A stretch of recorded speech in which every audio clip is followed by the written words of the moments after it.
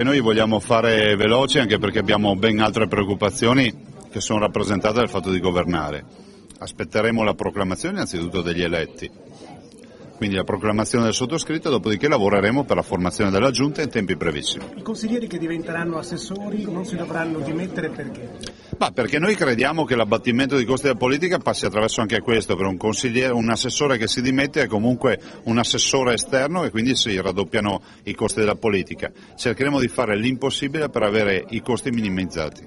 La telefonata che tu l'ha sorpresa tra quelle arrivate ieri?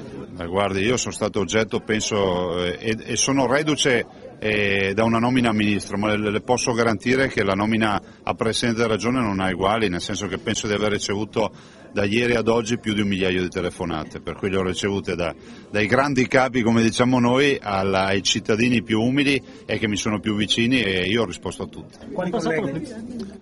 Mi ha chiamato, poi consideri che ho perso un sacco di telefonate e gli anonimi non so chi siano.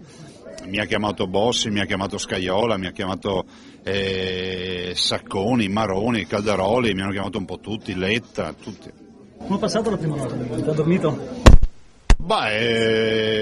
Poco, perché comunque la tensione c'è sempre, e il senso di responsabilità, e anche perché sono andato a letto tardi obiettivamente. Il Presidente del Popolo adesso chiede il federalismo, lei si è impegnato su questo?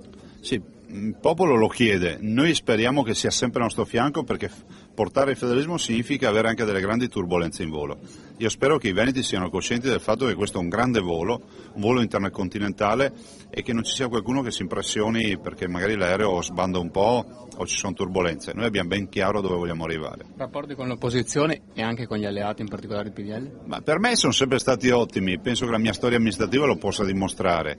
Rapporti dell'opposizione, io auspico un'opposizione forte, coesa, determinata, propositiva, perché questo rafforza la maggioranza. Con gli alleati unici, nel senso che avete visto totale sintonia, totale serenità, perché abbiamo coscienza del fatto che i veneti da noi si aspettano risposte e non litigi.